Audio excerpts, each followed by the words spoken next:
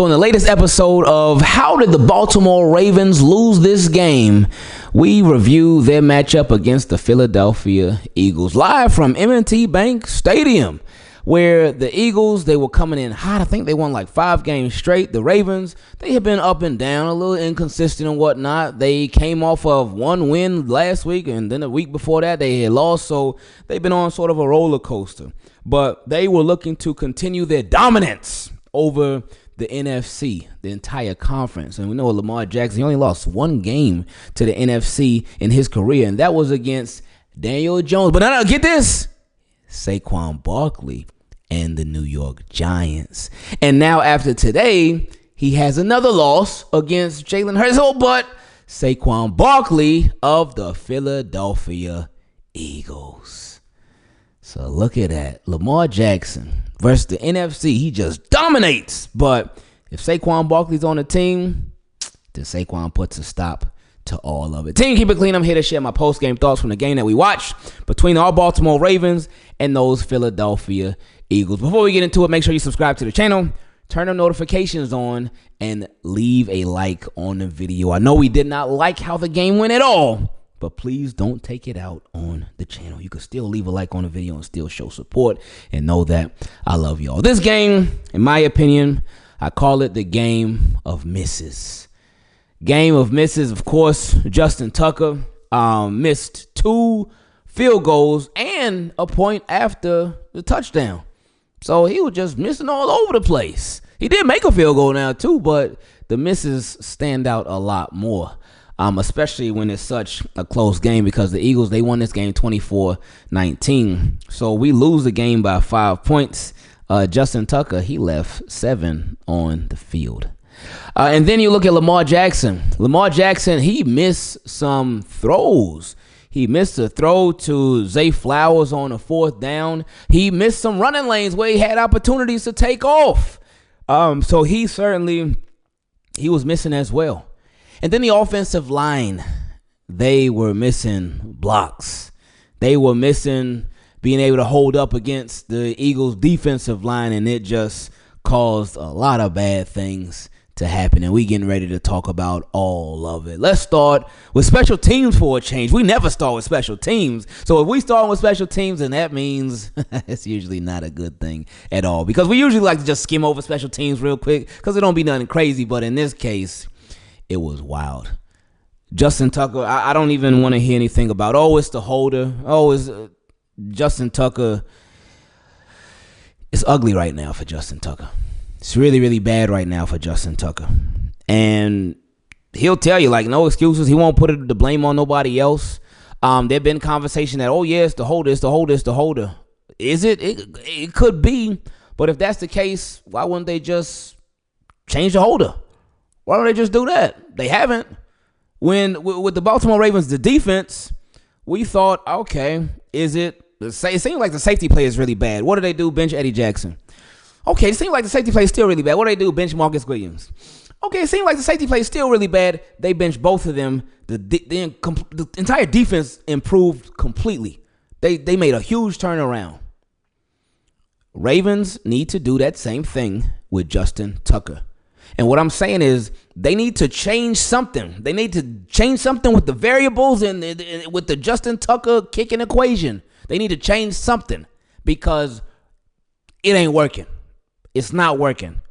And while this entire game was not solely on Justin Tucker, he has had a huge impact in the Baltimore Ravens and all of their losses this year. But certainly this one for sure. Big time. Big time. He left 7 points out there on the field from missed field goals. And do we expect Justin Tucker to make every single field goal in the world? We used to, but that's not the expectation anymore, because Justin Tucker has not been the same Justin Tucker for years, and the decline has been a rapid decline. So the Baltimore Ravens bench him. They need to change something. Whether you change the long snapper, you change the holder, you change Justin Tucker. You change who kicks for the Baltimore Ravens. I've been seeing stuff that said Jordan Stout, he actually kicked in college too. So what's the worst that could happen at this point? You give him a try? It couldn't hurt. So Justin Tucker is just, it ain't been working out, my friend. And it's no disrespect to him at all, so don't take it as such. But with Justin Tucker right now, he's hurting the team more than he's helping them. He really is. And we keep on saying, it's the same thing that we said about the defense. Hopefully, they'll get it turned around eventually. Hopefully, as the season goes on, they'll get better. We've been saying the same thing about the defense, and they weren't getting better. They continued to just be very, very bad until they made the tough decisions. Baltimore Ravens, Justin Tucker, it ain't looking good. You need to make the tough decision. You have to. We know Justin Tucker ain't going nowhere. We do not expect you to cut him or release him this year. And maybe even next year. We'll see. But this year, we know you ain't releasing him. We get it. And we know you're not going to. We get it. But you got to do something, man. Whether you let Jordan Stout kick or you bring in another kick, something has to happen. Because it's going to cost you. It's going to cost you. Again, you see what they did on defense. We were talking about, hopefully they get better. Hopefully they get better. They weren't getting better.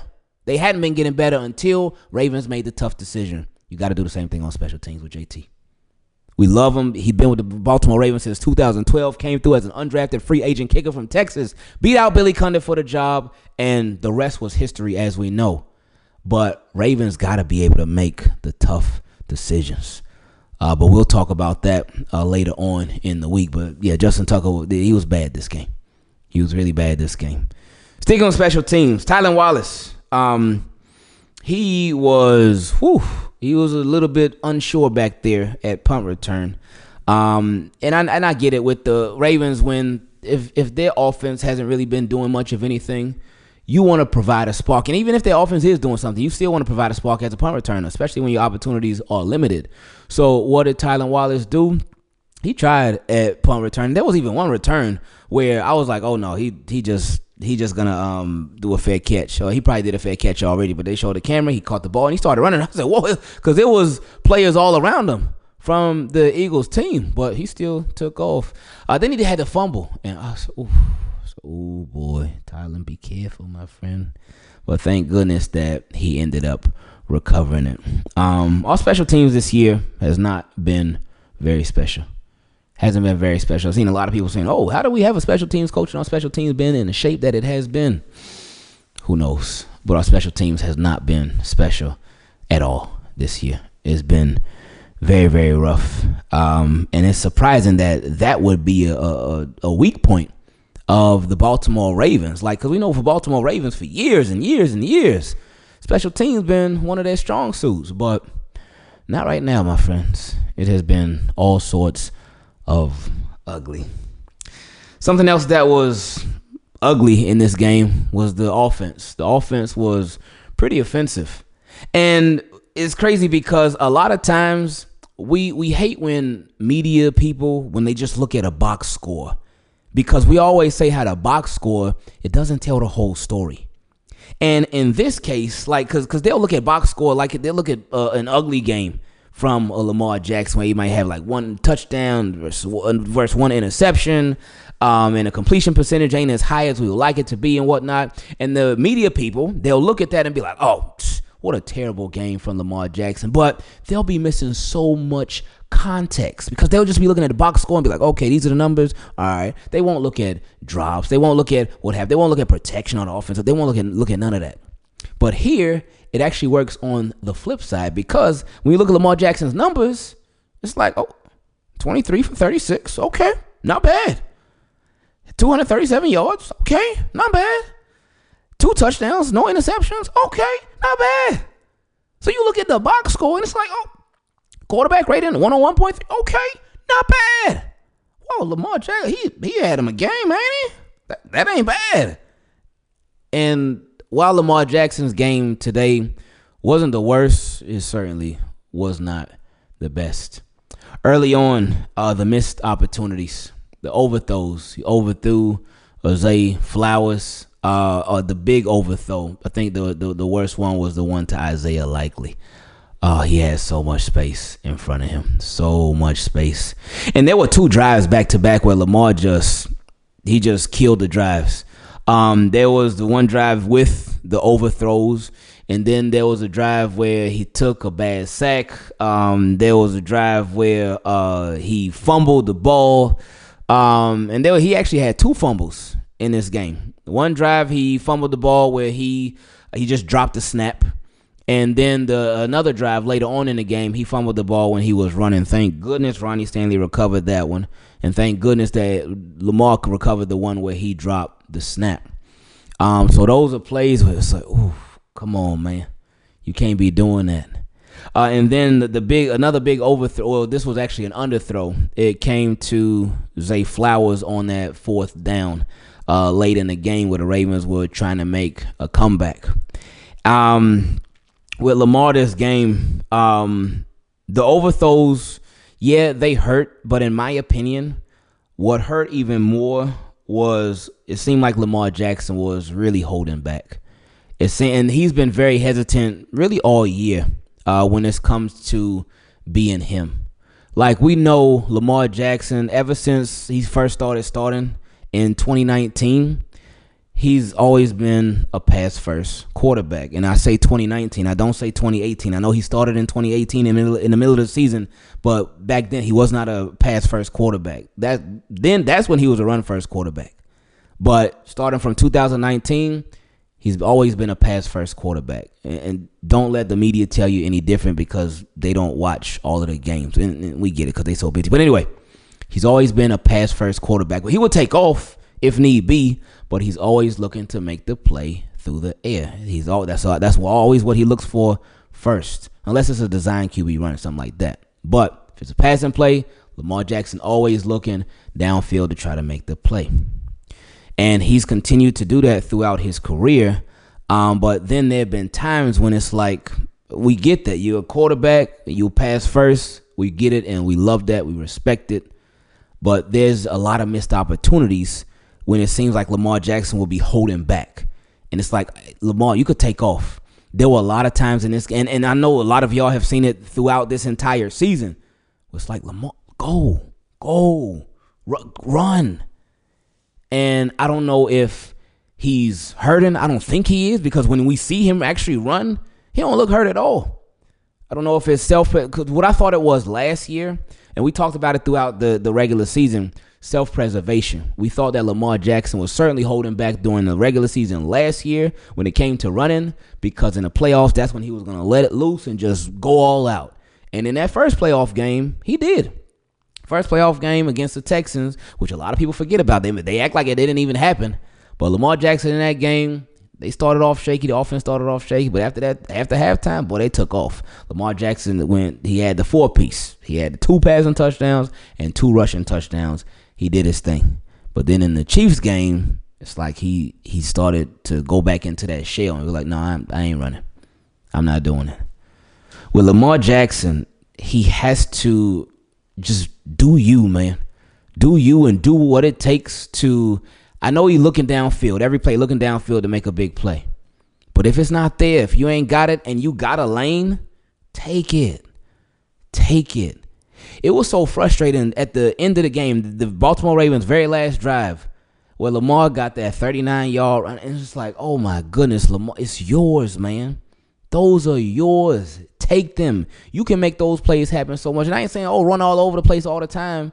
But if it's there and if the pass is not there and the run is, take it. And obviously every situation is different, because we've seen plenty of times with Lamar, and I know a lot of fans like that. They complain that Lamar Jackson holds the ball too long. He holds the ball too long. And we talked about this during the game, that there are cases where he holds the ball for a while, but a lot of times, and we've seen it over the years, where he'll hold the ball for a while, but he'll end up making a big play from holding the ball for a while, because somebody ends up coming open and he ends up hitting them downfield, and it's a big play, whether it's a chunk play, whether it's a touchdown, whether it's both, either way. And we love that.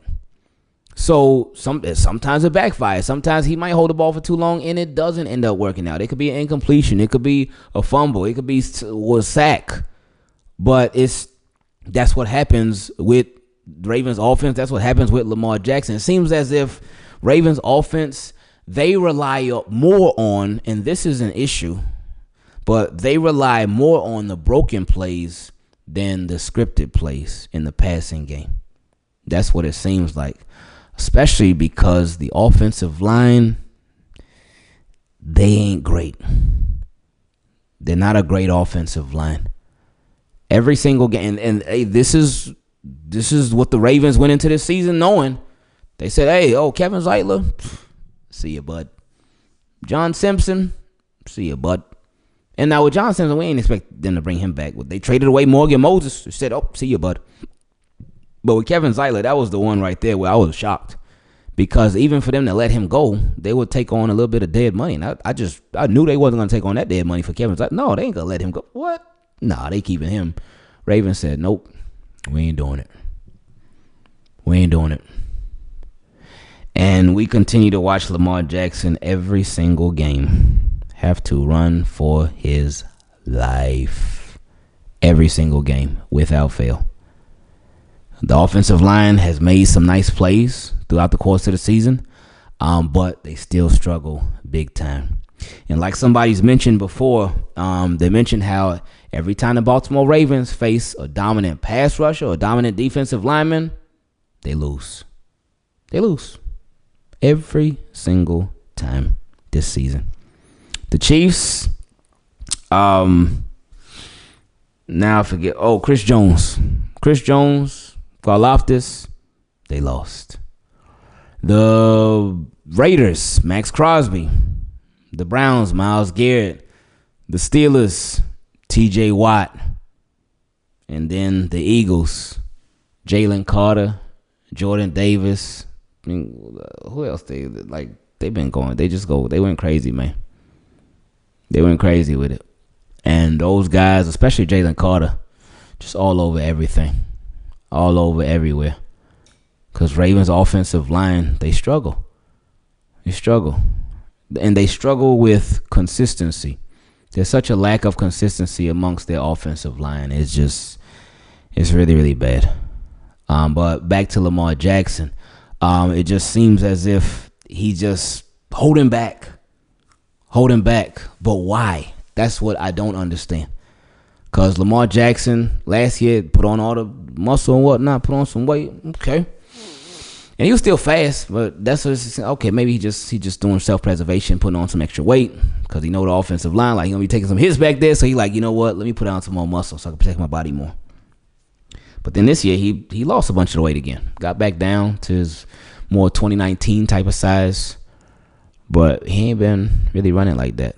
He running every now and then, but he ain't really been. When he got the ball in the team, he'll be running like that. He'll run to evade defenders when they in the backfield, because they be in the backfield a lot. But as far as taking them running lanes, scrambling, no, he don't really be doing it like that. And I feel like that's holding the offense back. Like obviously with the offensive line struggle, that's gonna mess up the offense a lot. But with Lamar Jackson, obviously we know you can throw the ball everywhere. You can make every single throw. We get that. But really, to make the most of this offense, they already know, but you got to give them reminders that you can make every single run too. Every single one. We see Lamar Jackson every single week do some crazy stuff. So we know he still got it. That ain't going nowhere. But you got to use it. Use it. That will open up the offense that much more. I remember going into this season when we got Derrick Henry. I'm like, oh my goodness, we got Derrick Henry. If Rashad Bateman could get going, if Zay Flowers can keep on doing what he's been doing, if Nelson Aguilar can continue to be that role player, Tylan Wallace, we'll see. With Isaiah Likely, if he pick up where he left off last season, if we get that Mark Andrews that we know and love, and we got a Derrick Henry, Justice Hill, oh my goodness, wait till Keaton Mitchell get back. And then it's like you got to think about all of that before you even get to Lamar Jackson being able to take off too. But defenses ain't had to worry about that because he ain't been taking off like that. And if he ain't taking off like that, that makes all of their jobs easier. All of their jobs easier. They say, oh, Lamar ain't taking off on us? Oh, thank goodness. If I'm a defender, we going against Lamar Jackson? Oh, man, I'm annoyed with him through the air. I'm annoyed with him on the ground too. But if he eliminates one of those things, if he eliminates himself on the ground, like, oh, he ain't going to take off on us? Oh, thank goodness, because y'all boy, I was worried about that, but he ain't doing it, so that makes our job easier. Lamar, don't make their jobs easier. Don't make their jobs easier. He said his mom cussed him out because he wasn't running in this game. She said he should have took off a lot more. So I expect him next game. I think next game is against the Giants. He gonna go crazy that game. He gonna go crazy that game. Because it's one thing if your peers are telling you something. It's one thing if your coaching staff is telling you something. But it's different when it comes from your mom. Especially when you have a high level of respect for her. It's much different. I know with me, I could hear something from somebody, and I respect it. I can hear that same thing from somebody else, and I respect it. But if it comes from my mom, then it's like, okay. That's when it's a lot deeper than hearing it just from a lot of other people. Even if you love and respect those people too, it's just different when it comes from your mom. Especially if y'all have that type of relationship like that, like Lamar Jackson and his mom have. So, but with the offense, it was a struggle. They struggled to move the ball all game. Just missed opportunities. And again, with the box score, it looks fine. Because we talked about Lamar Jackson's numbers, but then we look at the rushing numbers. Derrick Henry, 19 carries for 82 yards, average 4.3 yards a carry. Didn't get a touchdown. But he had, that's a solid game from Derrick Henry. It ain't great. It's a solid game from Derrick Henry. Lamar Jackson, 8 rushes for 79 yards. That looks good. It look on paper, box score, it looks fine. It looks just fine. Now Justice Hill, not so much. 3 carries for 6 yards. Mark Andrews, he had the QB sneak. And Zay Flowers had that end around, that reverse, or that jet sweep. That Jalen Carter was all over before it even got started.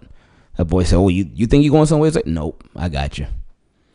But overall, and then you even look at the passing game. I mean, look at the receiving yards. Zay Flowers, 3 catches for 74 yards. That looks fine.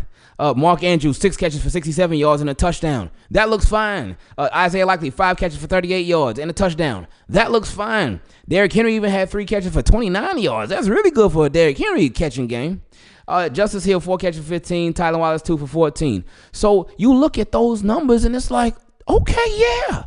Raven, y'all did that. Y'all were fine today. Y'all weren't at y'all best, but that offense was good. When you look at the box, you got to watch the games. These numbers, they don't tell it how it was, man. Offense they struggled. And a lot of parts of it too, and Lamar talked about it. He said, we can't put Justin Tucker in those positions. And we wish every single drive would be a touchdown, but it's not going to be. But there were those multiple drives, actually, 3 drives, where the Ravens moved the ball down the field, and they got in field goal range, and I got to put quotation marks for that, but they got in field goal range, and Justin Tucker made 1, but he missed the 2 field goals and also missed the extra point after the touchdown. So, there's that. So Ravens, even on the offensive line, I do think that they should make some tough decisions there too. And we get it. They probably do really want to honor Joe D and everything that he envisioned for these 5 on the offensive. Even though Voorhees, he was one of those starting 5 on the offensive line before, but he got hurt. Then they flipped some stuff around, and they ain't looked back since. And I did say too, when they flipped it around and it was working, I said, hey, don't fix what's not broken. Don't just force Andrew Voorhees back into the lineup if it's working. If it's working as is, no, leave it. But it's been struggling. Again, they had that good moment. They're not all bad, but they're not as good as a lot of people view them. So offensive line is a struggle. Ravens need to make some tough decisions there too. They really do. So one thing I will say in this game, especially on offense, because we're speaking about the offense right now, good job today with the penalties. Very, very good job on offense, defense. Great job today with the penalties. The Ravens it was not the refs versus the Ravens today at all. So it was nice to actually see that. But it's crazy because in a game where Ravens are not getting a bunch of penalties, then it ends up not being as close as a normal Ravens game is. That's terrible. But it was nice to see that. So they seem to be working on some stuff. So that was a good move in the right direction. We would love to see that moving forward. We know some refs are different than others, but Ravens got to control what they can control. But offense in this game, yeah, it was rough. And like Lamar said, they left a lot of stuff out there. They left a whole lot of stuff out there. Rashad Bateman, he got hurt in this game. He did not return to the game. But Deontay Johnson never got in the game. Harbaugh said, I got to see why that was. I got to get more information on that. So, here we go with some more weird stuff. But we'll talk about that later on. Keaton Mitchell, he was inactive this game. Keaton Mitchell hasn't been a big part of the offense anyway. He's just been a special teamer. So that was like, but at the same time, like, oh, okay. It is what it is. But yeah, Ravens, they rough going for them on offense in this game. Now, before we get to defense, I got to give a special shout out to Heart of the City clothing, because y'all be seeing me with the Heart of the City. I got on my Revenge Season hoodie from Heart of the City. You can get yours. It's Cyber Monday, baby. So you can get your Revenge Season hoodie for just $20. That's it. $20. $20. That's it. And on top of that, when you use code Ingraven30, you get 30% off of that. That's like basically a giveaway, like straight up. And if you want a different kind of hoodie, you want a Charm City hoodie, you want an Ed Reed hoodie, you want the Zay Flowers, a Human Joystick hoodie, you can get any of those for $40. And still, you could use code Ingraven30 to get 30% off of those too. So use code Ingraven30 when you go to Heart of the City clothing and get 30% off your entire order. They really be looking out. They really do. They really do.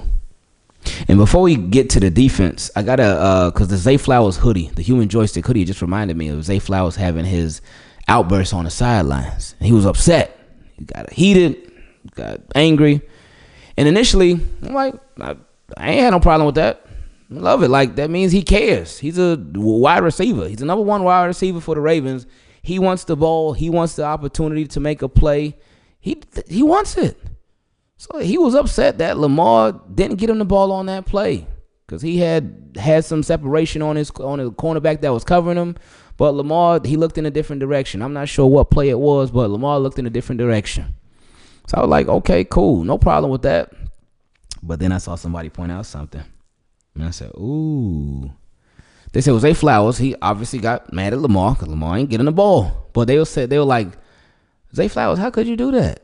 Because for all them drops that you have, you never see Lamar Jackson do that to you. And I said, oh, well, that's a good point. That's a good point. But they'll get it worked out. I mean, not that there ain't nothing to work out, but that was a good point. That was a good point. But I know they both gonna be fine. They both gonna be fine in a couple of weeks. Like this break, the bye week, we all need it. We ain't even playing and we need it. But Ravens, they certainly need it, because they are it's a lot going on with the Baltimore Ravens. It's obviously a lot that we don't know that's going on right now, some internal stuff. With just the weird situation that is Deontay Johnson, the weird situation that is Marcus Williams. It's some stuff going on with the Baltimore Ravens that we got no clue about. It's internal, like John Harbaugh would say. But the bye week comes at a good time. I said they need to all go on a cruise. They need to all go on a cruise together with family and friends, bring them along. They need a real break, a real vacation. But I'm sure everybody will go to their homes. Everybody will chill this week. Really be with their families and take time off, take time away from football. I know there's some fans like, oh no, they need to be studying and doing the X's and O's and going over the playbook extra. The bye week is a break. That's time off. They have a very busy schedule in the NFL. They do a lot. So they deserve time off. Whether they coming off a win, whether they coming off a loss, they deserve the time off, and it is A-OK for them to take it because they need it. Defense. Got nothing bad to say about the defense in this game. Nothing bad to say about them. Oh, yeah, and at the very end of the game when the Eagles were running the clock out, it was 3rd and 7, and they let Saquon Barkley get a first down. 3rd and 7. I said, oh, gosh. But they also, Broderick Washington, he tried to give us a little bit of hope when he punched that ball out. Saquon Barkley made Saquon Barkley fumble. I said, oh, okay, Broderick. Even on a tush push, the Ravens made the Jalen Hurts had fumbled the ball. Oh, that would have been a nice recovery right there. And I know a lot of Ravens fans say, oh, it was a false start.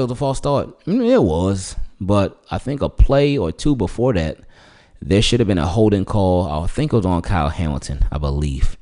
Because he was grabbing the receiver. I think it was Kyle Hamilton. Either Kyle Hamilton or Brandon Stevens or Nate Wiggins. Somebody, I forgot who it was. But they were definitely holding, but it didn't get called at all. So I'm like, hey, it's a wash. It's a wash. No holding call got called on the Ravens. No false start got called on the Eagles. It's a wash. They even. It's all in the same draft. Within like 2 or 3 plays away from each other. But yeah, the defense, they did everything and more in order for the Ravens to win this game. The defense, they were just fine. Yeah, they had some shaky moments or whatnot, but they did everything on their part that they needed to do for the Baltimore Ravens to win. They did it. So, again, the tough decisions were made about a month ago, a little less than a month ago, and Ravens ain't looked back since. The defense has been on point since. They've been so much better than what they started with from making the tough decisions. Kyle Hamilton, a deep safety. He still be around the line of scrimmage sometime, not nearly as much.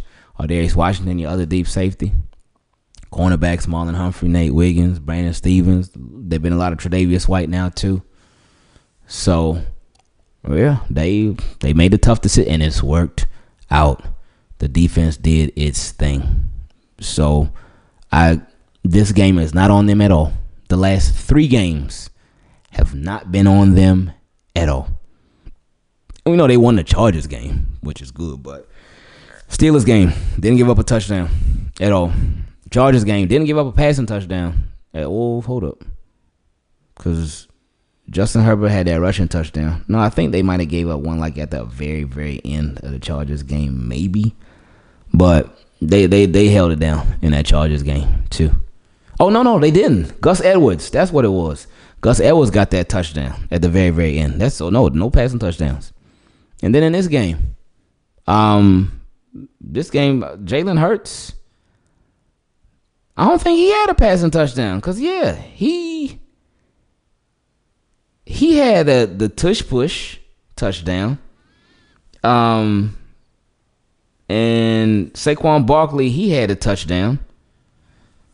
And hold up, my mind might be missing something. Oh no, Jalen Hurts did a pass for 1 touchdown. Who caught it? Let me see. Dallas Goedert. I do not remember the touchdown that he caught. I don't remember it at all. Okay, now I remember. That's the one where he pushed Kyle Hamilton down. He caught it. Kyle Hamilton tried to tackle. He said, "Excuse me, Kyle. I know you're super duper Kyle, but not right now. Not on this play." And he pushed him down and then ran into the end zone. Okay, I remember now. So, but yeah, still, the defense, they've been doing their thing. Jalen Hurts in this game, he didn't have Devontae Smith, but anyway, Jalen Hurts in this game, 11 for 19 for 118 yards. Box scores don't tell the whole story. Because if you look, if we just put the box score, if somebody told you what the box score for Lamar Jackson was versus for Jalen Hurts, then we would be like, oh, Ravens got that game. 11 for 19 for 118 yards, 1 touchdown, no interceptions. And he got sacked twice. We would have been like, oh, okay. Yeah, baby. That's fine. Yeah, that's it. Okay, cool. But yeah, Saquon Barkley, he was a difference maker. He only had 4 more carries than Derrick Henry, but had 25 more yards and a touchdown. He went for 23 carries, 107 yards, 1 touchdown. His longest run was 25 yards, and I think that might have been his touchdown, where Ravens just ain't want to tackle him, and then he ran to the end zone. That boy's the truth. He's probably going to get the rushing title. 9 times out of 10, he's going to get it. Him and Derrick Henry were so close to each other, but after this game, and with the Ravens having a bye week, I don't think Derrick Henry going to catch him. But again, that's cool. We got different goals, but still, I mean, it's always nice to get those like stats too. I like the stats too. But yeah, Ravens, this not a good showing for them. Again, plenty of opportunities, but like I said earlier, this was the game of misses for the Baltimore Ravens. So it's gonna be nice for us to miss them for a couple of weeks while they have this bye week, and then we'll see them the following week. So we'll see them in 2 weeks from now. But yeah, we need it. They need it. We all need a nice little break from our Baltimore Ravens because yeah, this was pretty rough. But they'll come back and they'll be okay. They're still gonna win a Super Bowl. Like, I know some of y'all might be hearing me say that, but this guy's crazy. What is he talking about, man? They're still gonna win the Super Bowl. Losses happen. They do. They're unfortunate. Ravens right now, they still in the playoffs. And I know there were some fans talking about, oh, we should get this seed and we should get that seed.